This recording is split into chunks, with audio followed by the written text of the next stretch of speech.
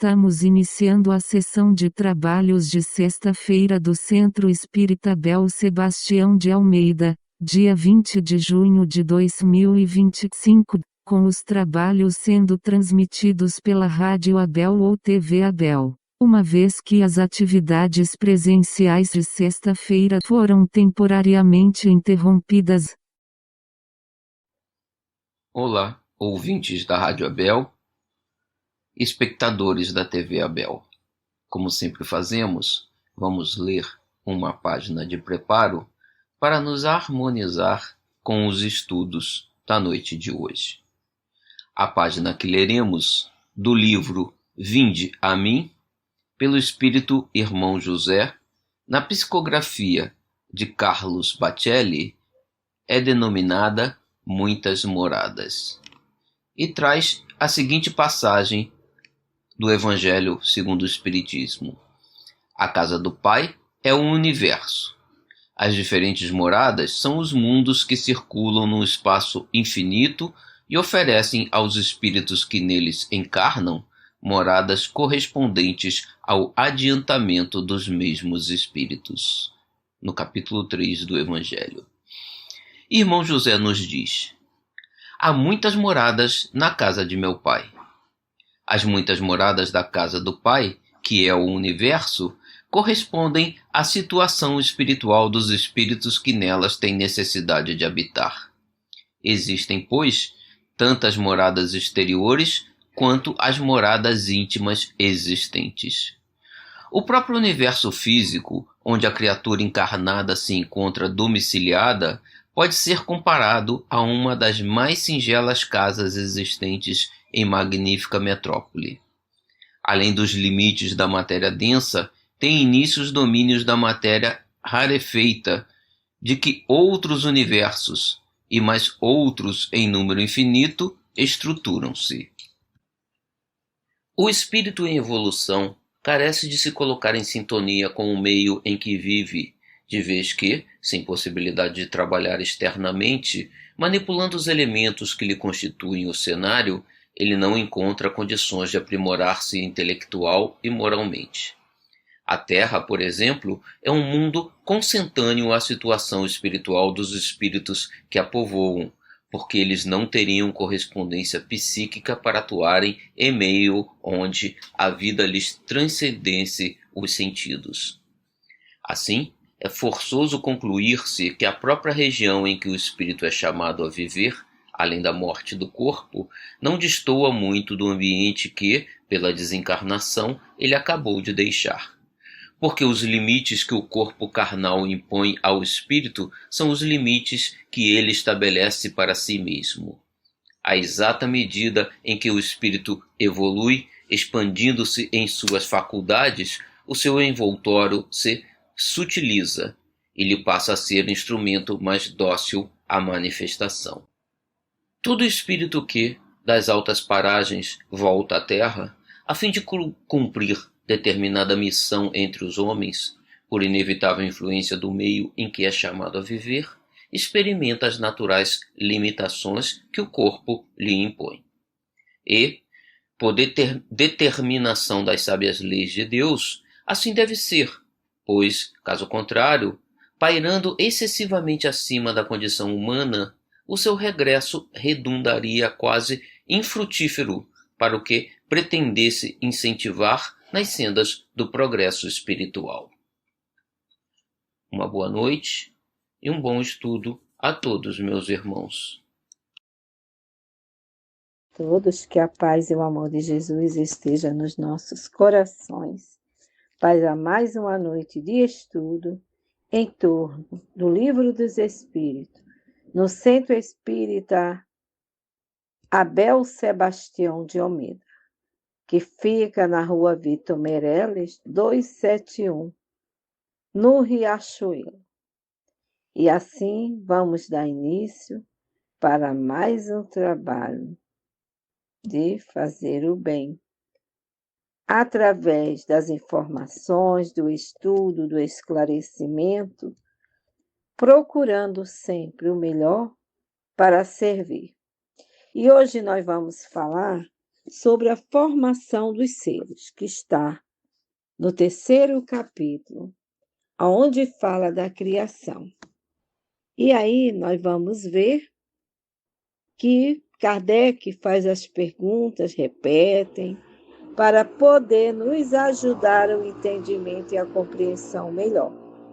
Então, na 43, Kardec pergunta aos espíritos, né?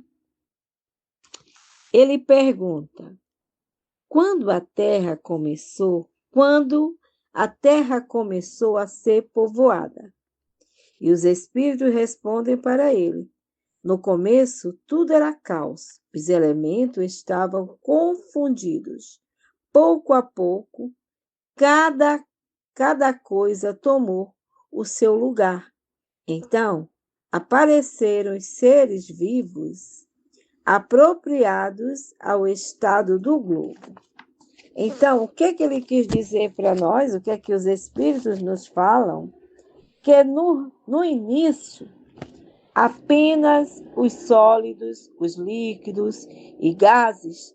Depois, com o tempo, os germes embrionários afloraram e se desenvolveram, surgindo os vegetais, depois os animais e, finalmente, o homem, que evolui gradativamente até chegar à posição que ocupa hoje.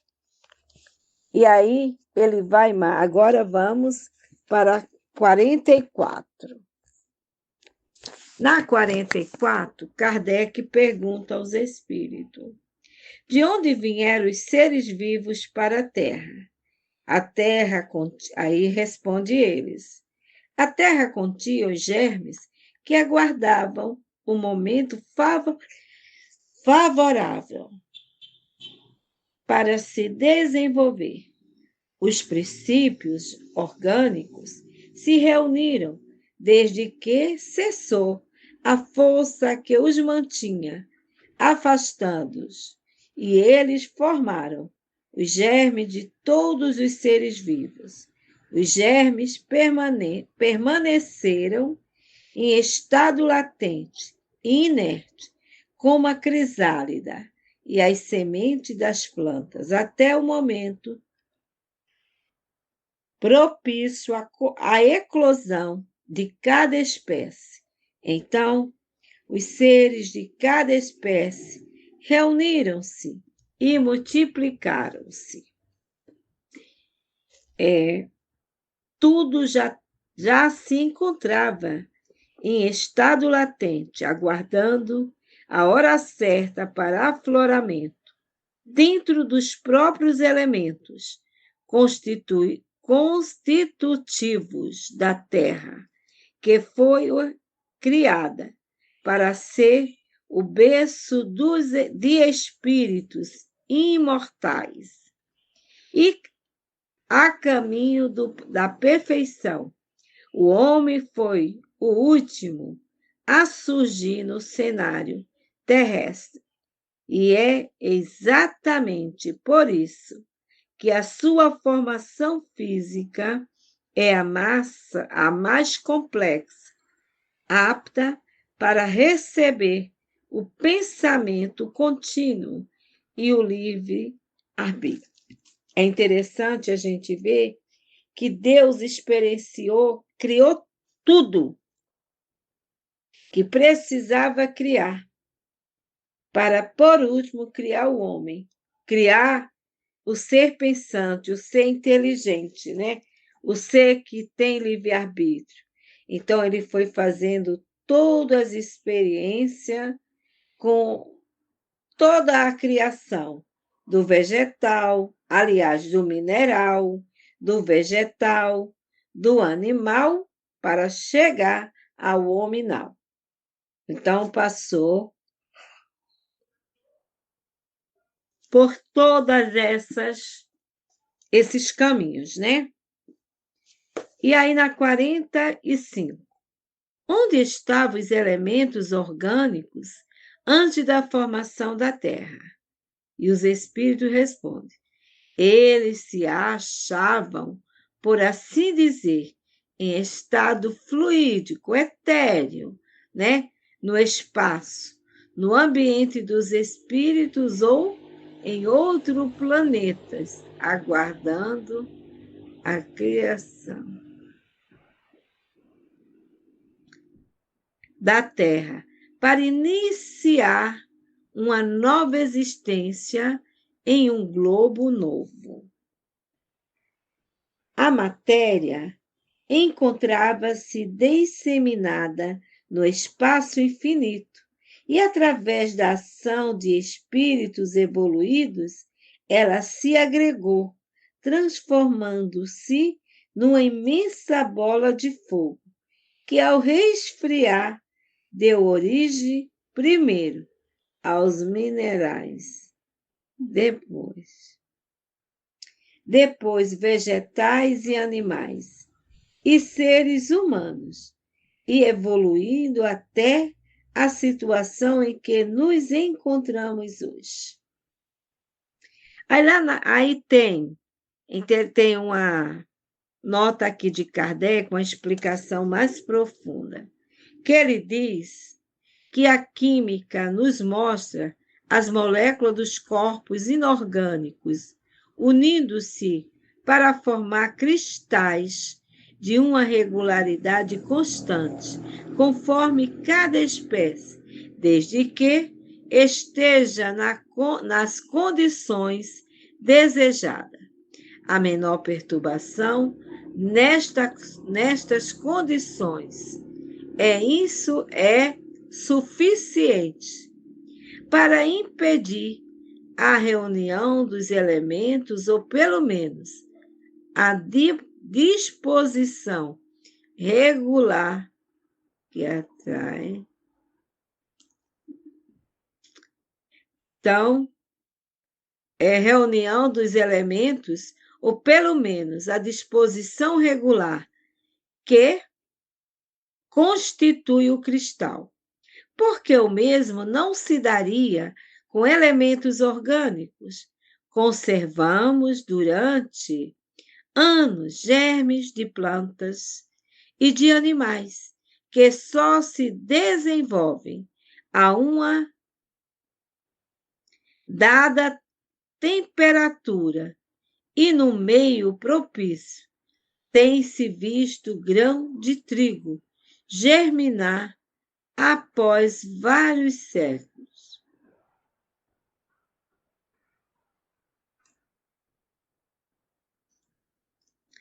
Há, portanto, nessas sementes um princípio latente de vitalidade que apenas aguarda uma circunstância favorável para desenvolver. O que acontece diariamente sobre nossos olhos não pode ter ocorrido desde a origem do globo? Esta formação dos seres vivos saindo do caos pela própria força da natureza tira algumas coisas da grandeza de Deus. Longe disto.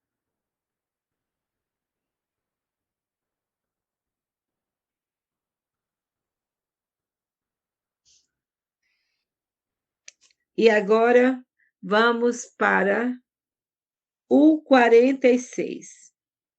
Ainda há seres que nascem espontaneamente? Sim. Porém, o germe primitivo já existia, em estado latente. Sois testemunha todos os dias deste fenômeno. Os tecidos do corpo humano e dos animais não encerram os germes de uma multidão de vermes que aguardam para eclodir. A formação, aliás, a fermentação putrida necessária à sua existência é um muito minúsculo que dormita e que se cria. Então, nós vamos entender que isso só ocorre em mundos primitivos, onde os elementos primordiais estão em estado latente. Na Terra, o nascimento ocorre a partir de matrizes já estruturadas e através de reprodução contínua, em que as repetições provocam melhorias na composição do ser. Aí vamos para 47. A espécie humana encontrava-se entre os elementos orgânicos contidos no globo terrestre, sim, e ela veio ao seu tempo. Foi o que fez com que se dissesse que o homem tinha sido formado do limo da terra. Ao afirmar que o homem veio do pó da terra, Moisés, o legislador hebreu, deixou claro que o homem também é um produto do próprio planeta, no que se refere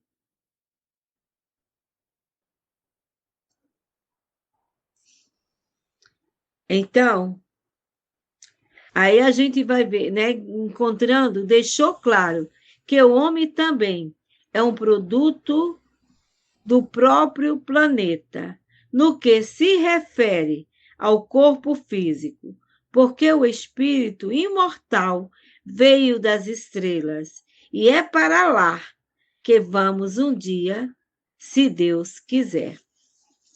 Aí vamos para a 48. Podemos conhecer a época da aparição do homem e dos outros seres vivos na Terra? Não. Todos os vossos cálculos são quiméricos.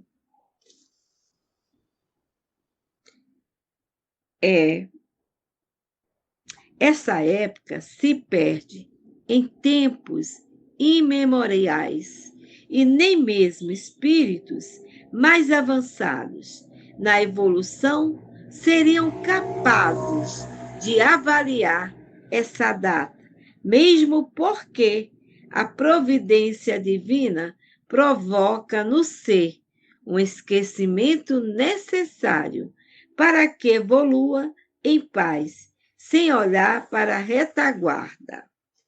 E aí vamos nós falar um pouco aqui, depois eu vou fazer as questões todas e depois a gente traz umas outras colocações. Aí lá na 49 e última,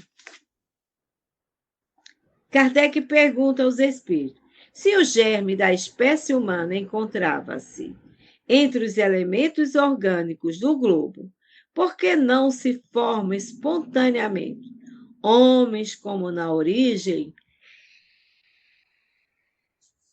destes? Aí os espíritos respondem: o princípio das coisas está nos segredos de Deus. Todavia, pode-se dizer que os homens, uma vez espalhados pela terra, absorveram em si mesmos os elementos necessários à sua formação para transmiti-los segundo as leis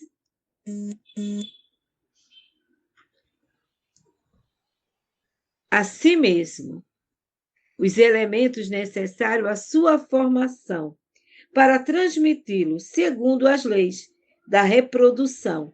O mesmo se dá com as diferentes espécies de seres vivos.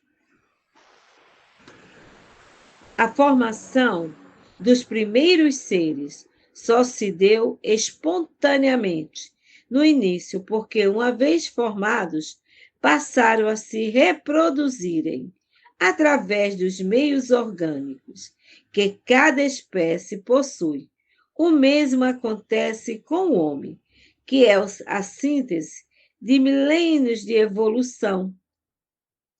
desde o átomo até o arcanjo, que em um dia também já foi átomo. Resposta esse desde o átomo e o arcanjo está lá na 540, quando Kardec pergunta para os espíritos, né? Quando ele vai falar em relação a essa formação, a essa criação. Então, na 540, Kardec pergunta aos espíritos: os espíritos que exercem uma ação sobre os fenômenos da natureza agem com conhecimento de causa em virtude do seu livre-arbítrio ou por um impulso instintivo e refletido? Uns sim, outros não.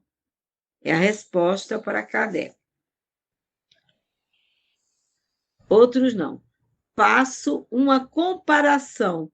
Imagina essas miríades de animais que pouco a pouco fazem emergir do mar ilhas e arquipélagos. Julgas que não haja aí um fim providencial e que essa transformação da superfície do globo não seja necessária à harmonia geral. Entretanto, são apenas animais do último grau que executam essas coisas, provendo as suas necessidades e sem suspeitarem de que são os instrumentos de Deus. Pois bem, do mesmo modo, os espíritos mais atrasados são úteis ao conjunto, enquanto se ensaiam para a vida e antes de terem plena consciência de seus atos e de seu livre-arbítrio, atuam em certos fenômenos, de que são os agentes inconscientes. Primeiramente, executam mais tarde, quando sua inteligência estiver mais desenvolvida, comandarão e dirigirão as coisas do mundo moral. É assim que tudo serve, tudo se encandeia na natureza, desde o átomo primitivo até o arcanjo, que começou ele próprio pelo átomo. Admirável lei do homem, de que vosso espírito limitado ainda não pode aprender o conjunto. Então, nós vamos buscar, através desses conhecimentos trazidos pela doutrina espírita. E aí, nós lá numa pesquisa, né, nós vimos que a formação dos seres vivos é um processo complexo que envolve a organização de moléculas simples em estruturas cada vez mais complexas, culminando na capacidade de autoduplicação. A teoria mais aceita sobre a origem da vida postula que ela surgiu através de processos químicos na Terra primitiva, onde moléculas inorgânicas se combinaram para formar moléculas orgânicas simples que, por sua vez, se agruparam para originar estruturas mais complexas, como proteínas e ácidos nucleicos.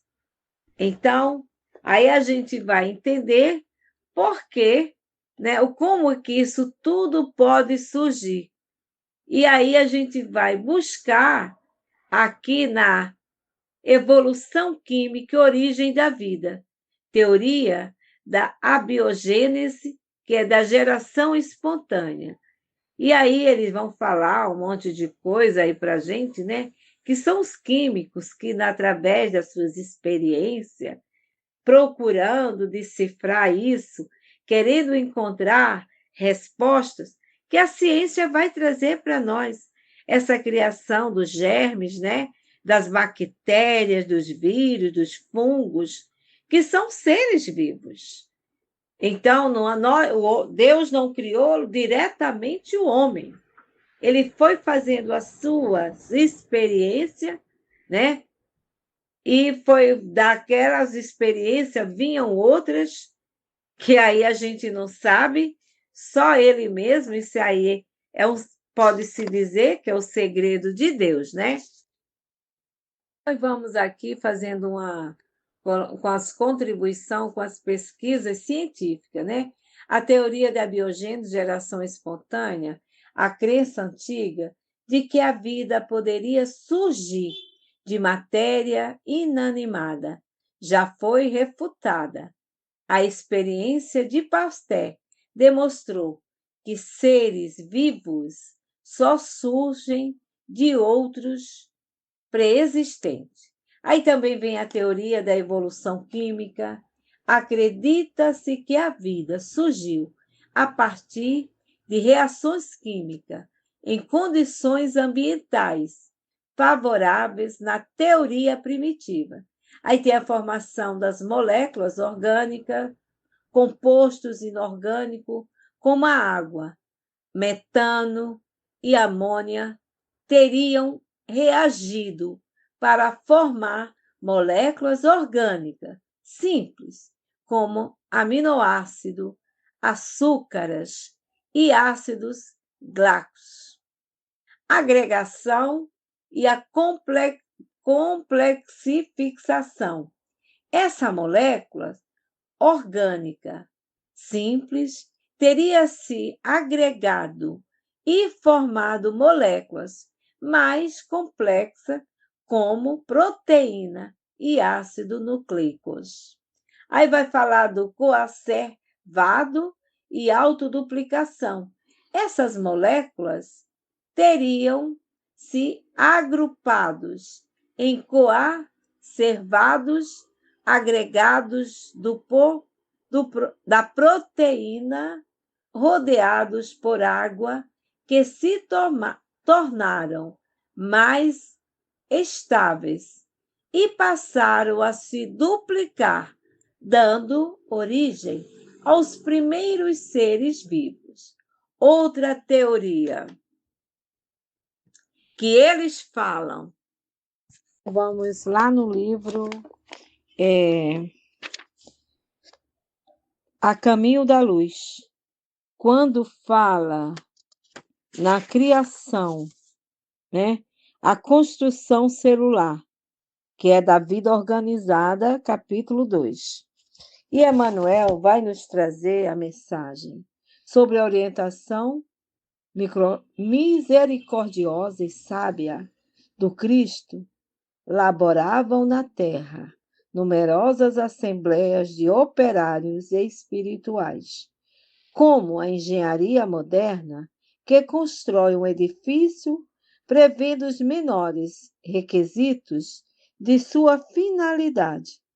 Os artistas da espiritualidade edificavam o mundo das células, iniciando nos dias primeiros a construção das formas organizadas e inteligentes dos séculos por vindouros. E aí a gente vai ver Emmanuel trazendo para nós, né, falando de toda essa formação. Aí ele diz: o ideal da beleza foi a sua preocupação dos primeiros momentos no que se referia às edificações celulares das origens.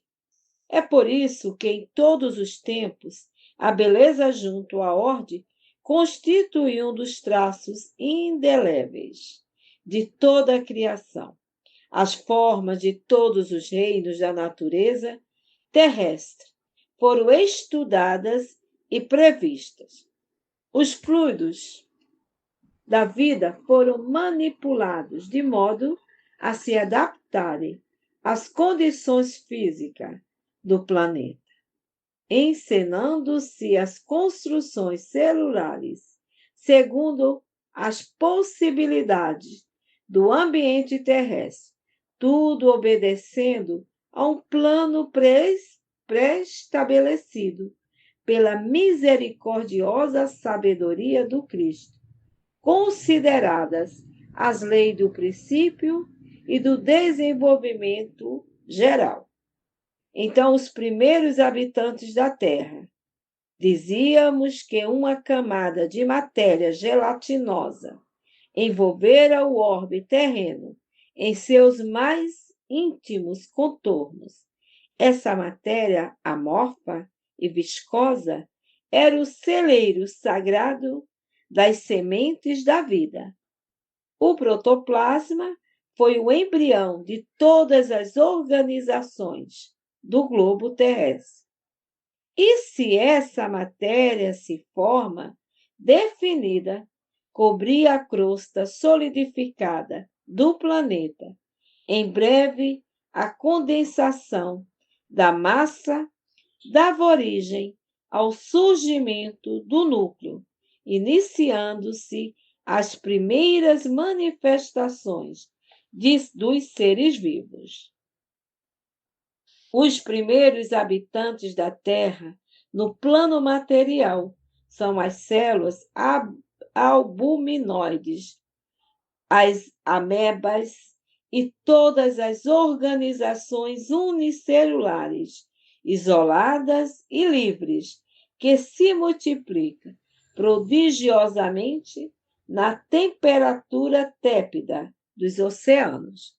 Com o escoar incessante do tempo, esses seres primordiais se movem ao longo das águas, onde encontram o oxigênio necessário ao entretenimento da vida, elemento que a terra firme não possuía ainda em proporções de manter a existência animal.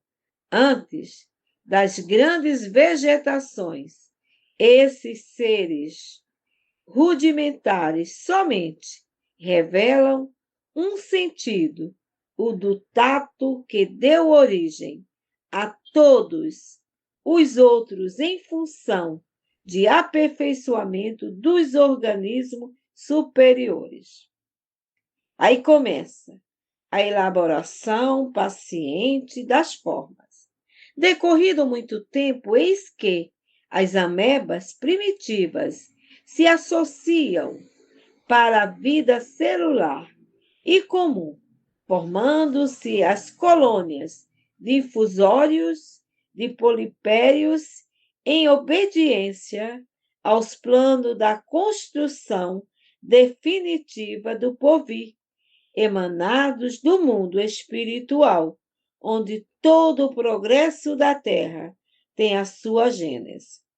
Os reinos vegetais e animais parecem confundidos nas profundidades oceânicas. Não existem formas definidas, nem expressão individual nessas sociedades de infusórios, mas desses conjuntos singulares formam-se ensaios de vida que já apresentam caracteres e rudimentos dos organismos superiores, que vai ser os seres humanos. Milhares de anos foram preciosos aos operários de Jesus, nos serviços da elaboração paciente das formas. A princípio, coordenam os elementos da nutrição e da conservação da existência. O coração e os brônquios são conquistados e, após eles, formam-se os prodromos celulares do sistema nervoso e dos órgãos da procriação, que se aperfeiçoam, definindo-se nos seres. As formas intermediárias da natureza. A atmosfera está ainda saturada de umidade e o umidade e vapores, e a terra sólida está coberta de lodo e pântanos inimagináveis. Todavia, as derradeiras convulsões interiores do orbe localiza os calores centrais do planeta, restringindo a zona das influências telúricas necessárias à manutenção da vida animal.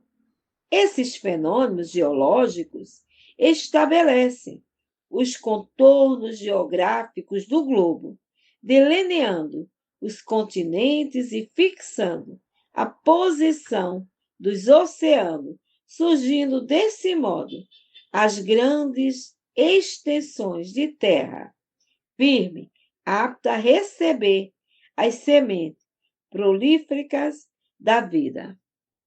Os primeiros crustáceos terrestres são um prolongamento dos crustáceos marinhos, seguindo-lhes as pegadas, aparecem os batráquios que trocam as águas pelas regiões lodosas e firmes.